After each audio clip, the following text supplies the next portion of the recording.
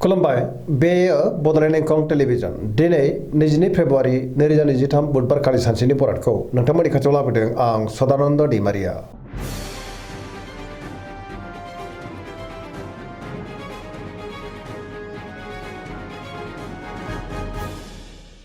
सिगां फरायनो लादों मेष राशि गिबि हांखो अ ल।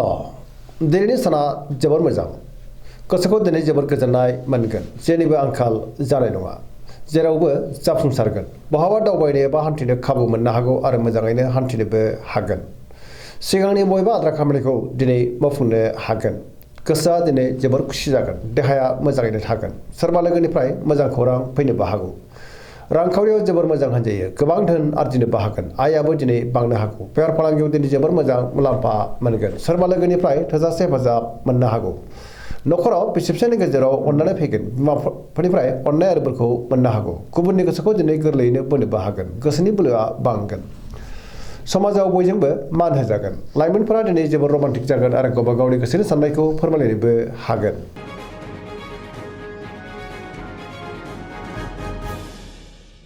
वृष राशि गिबि हांखो इ उ ब। दिनैनि साना जोबोर मोजां, गोसोखौ दिनै जोबोर गोजोननाय मोनगोन। गोसोनि बोलोआ बांगोन। मावनो लानाय खामानिखौ थि समावनो आरो गोरलैयैनो मावफुंनोबो हागोन। गोसोआ दिनै जोबोर खुसि जागोन। रांखावरियाव मोजां, अब्लाबो नाथाय खरसायाबो बांनो हागौ। बेफार फालांगियाव मोजां होनजायो। न'खराव बिसि फिसायनि गेजेराव अनलायनाय फैगोन। बिदा फंबायजों दिनै मोजां सोमोन्दो थागोन। गुबुननि थाखाय गोबां मोजां खामानि मावनानै होनोबो हागोन। सोरजोंबा बाख्नाय जानोबो हागौ।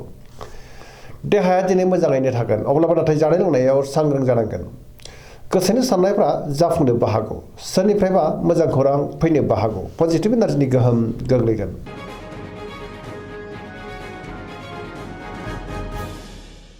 मिथुन राशि गिबि हांखो क स। दिनैनि साना जोबोर मोजां, पजिटिभ एनार्जिनि गोहोम गोग्लैगोन। सिगांनि बबेबा आद्रा खामानिखौ दिनै मावफुंनो हागोन। गियाननि आंखाल जानाय नङा। गोसोआ दिनै जोबोर खुसि जागोन। लाइमोनफ्रा जोबोर रमान्टिकबो जागोन आरो गोसोनि साननायखौ फोरमायलायनोबो हागोन। देहाया दिनै मोजाङै थागोन। रांखावरियाव मोजां, बेफार फालांगियावबो जोबोर मोजां मुलाम्फा मोननो हागोन। न'खराव बिसि फिसायनि गेजेराव अनलायनाय फैगोन। समाजाव बयजोंबो मान होजागोन। गोसोनि बोलोआ बांनो हागौ। मावनो लानाय खामानिखौ थि समावनो आरो गोरलैयैनो मावफुंनोबो हागोन। सोरबा लोगोजों बाख्नाय जानो हागौ। गुबुनजों दिनै मोजां सोमोन्दो लाखिनोबो रोंगोन। पजिटिभ एनार्जिनि गोहोम गोग्लैगोन।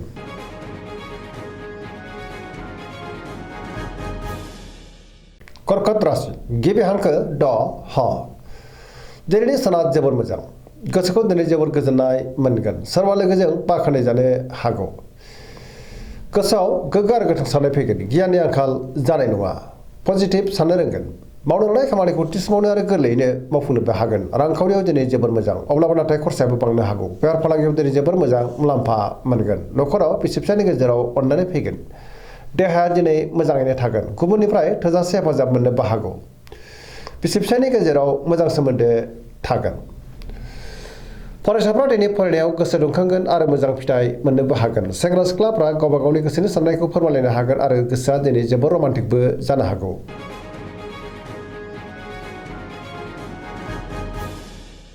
सिंह राशि गिबि हांखो म ट। दिनैनि साना मोजां आरो गाज्रिनि गेजेरजों बाबेनलांगोन। गोसोखौ दिनै जोबोर गुलाय गुजाय मोननो हागौ। गोसोआव नेगेटिभ साननायबो फैगोन। गोथों आरो गोग्गो साननो रोंनाय नङा। गियाननि आंखाल जानोबो हागौ। सोरबा लोगोजों रायखोमा जानोबो हागौ। समाजाव मानहानि जानांनोबो हागौ। बहाबा दावबायनो एबा हान्थिनो खाबु मोनगोन आरो मोजाङैनो हान्थिनोबो हागोन। रांखावरियाव मोजां, अब्लाबो नाथाय खरसायाबो बांनो हागौ। बेफार फालांगियाव दिनै मोजां मुलाम्फा मोननो हागोन। गोसोनि साननायफ्रा देबोर नांनोबो हागौ। न'खराव अननानै फैगोन।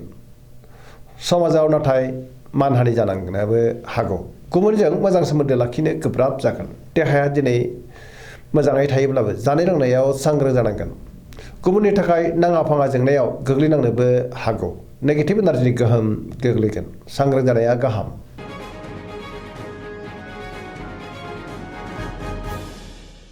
कन्या राशि गिबि हांखो प ट। दिनैनि साना जोबोर मोजां, गोसोखौ दिनै जोबोर गोजोननाय मोनगोन। पजिटिभ साननो रोंगोन। गियाननि आंखाल जानाय नङा। सोरजोंबा बाख्नाय जानो हागौ। रांखावरियाव मोजां, अब्लाबो नाथाय खरसायाबो बांगोन। बेफार फालांगियाव मोजां होनजायो। देहाया दिनै मोजाङैनो थागोन। गोबां मुंदांखा सुबुंजों लोगो मोनज्लायनो हागौ। नखराव बिसि फिसायनि गेजेराव अननानै फैगोन गोबां खामानियाव दिनै मुखुब थानांनो हागौ सोरजोंबा बाख्नाय जागोन गोसोआ दिनै जोबोर गोजोनगोन पजिटिभ एनार्जिनि गोहोम गोग्लैनोबो हागौ सेंग्रा सिख्लाफ्रा जोबोर रमान्टिक जागोन आरो गोसोनि साननायखौ फोरमायलायनोबो हागोन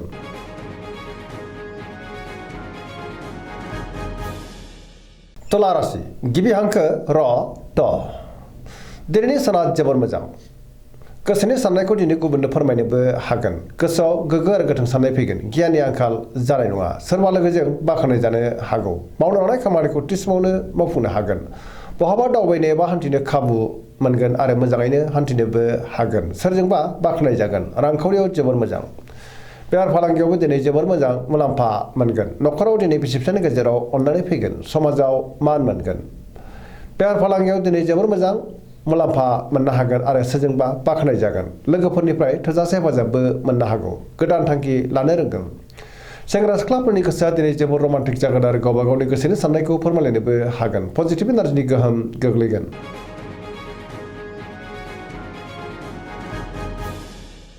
वृश्चिक राशि गिबि हांखो न स दिनैनि साना जोबोर मोजां पजिटिभ एनार्जिनि गोहोम गोग्लैगोन समाजाव लोगो लेवा बांगोन गोबां मोजां खाबुबो मोननो हागौ बहाबा दावबायनो एबा हान्थिनो खाबु मोनगोन आरो मोजाङैनो हान्थिनोबो हागोन गोसोआव दिनै गोग्गो आरो गोथों साननाय फैगोन गियाननि आंखाल जानाय नङा मावनो लानाय खामानिखौ थि समावनो आरो गोरलैयैनो मावफुंनोबो हागोन गुबुननिफ्राय थोजासे हेफाजाबबो मोनगोन गोसोनि साननायफ्रा मोगथाङाव जाफुंगोन गोसोनि बोलोआबो बांगोन समाजाव बयजोंबो मान होजागोन नखराव बिसि फिसायनि गेजेराव अननानै फैगोन रांखावरियाव मोजां अब्लाबो नाथाय खरसायाबो बांनो हागौ बेफार फालांगियाव दिनै जोबोर मोजां मुलाम्फा मोनगोन देहायाबो दिनै मोजाङैनो थागोन गुबुननिफ्राय मोजां खौरां फैनो हागौ फरायसाफ्रा दिनै फरायनायाव गोसो दुंखांगोन आरो मोजां फिथाइ मोनगोन लाइमोनफोरा जोबोर रमान्टिक जागोन आरो गोसोनि साननायखौ फोरमायलायनोबो हागोन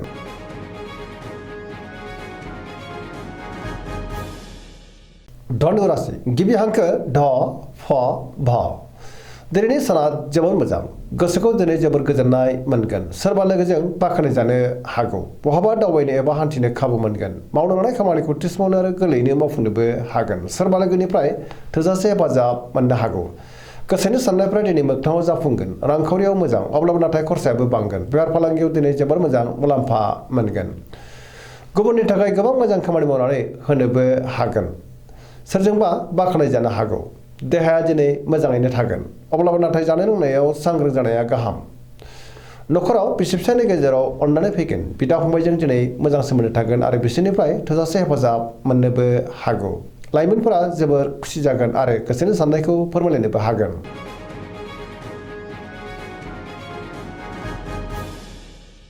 मकर राशि गिबि हांखो ख ज दिनैनि साना मोजां आरो गाज्रिनि गेजेरजों बाबेनलांगोन गोसोनि साननायफ्रा देबार नांनो हागौ मावनो लानाय खामानिखौ थि समावनो मावफुंनो गोब्राब जागोन रांखावरियाव मोजां अब्लाबो नाथाय खरसाया बांनो हागौ बेफार फालांगियावबो मोजां होनजायो गुबुनजों मोजां सोमोन्दो लाखिनो रोंगोन गोबां खामानियाव दिनै मुखुब थानांनो हागौ मोनफ्रोमबो खामानिखौ मावफुंनायाव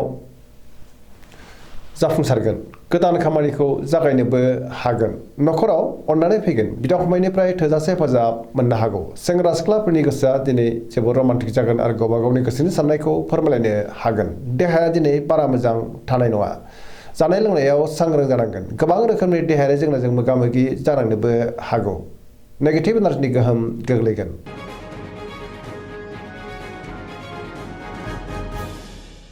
कुम्भ राशि गिबि हांखो क स दिनैनि साना मोजां आरो गाज्रिनि गेजेरजों बाबेनलांगोन गोसोखौ दिनै जोबोर गुलाय गुजाय मोननो हागौ मावनो लानाय खामानिखौ थि समावनो मावफुंनो गोब्राब जागोन सोरबा लोगोनिफ्राय हेंथा फैनोबो हागौ समाजाव दिनै मान मोनगोन गोबां मुंदांखा सुबुंजों लोगो मोनज्लायनो हागौ रांखावरियाव मोजां अब्लाबो नाथाय खरसाया बांनो हागौ बेफार फालांगियाव मोजां होनजायो देहाया दिनै बारा मोजां थानाय नङा गोबां रोखोमनि देहायारि जेंनाजों मोगा मोगि जानांनोबो हागौ नखराव बिसि फिसायनि गेजेराव अननानै फैगोन गुबुननिफ्राय हेफाजाबखौ मोननो हागौ बिमा बिफानि अननाय आरो बोरखौबो दिनै मोनगोन बहाबा दावबायनो एबा हान्थिनो खाबु मोनगोन अब्लाबो नाथाय सांग्रां जानाया गाहाम नेगेटिभ एनार्जिनि गोहोमबो गोग्लैनो हागौ गोसोआ दिनै जोबोर उसुखुथु जागोन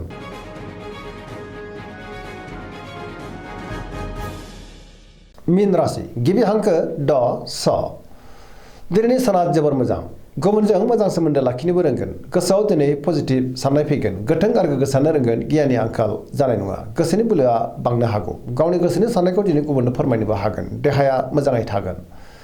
अब्लाबो नाथाय जानाय लोंनायाव सांग्रां जानांगोन। बेफार फालांगियाव दिनै जोबोर मोजां मुलाम्फा मोनगोन। न'खराव बिसि फिसायनि गेजेराव अननाय फैगोन। सोरजोंबा दिनै बाख्नाय जानोबो हागौ।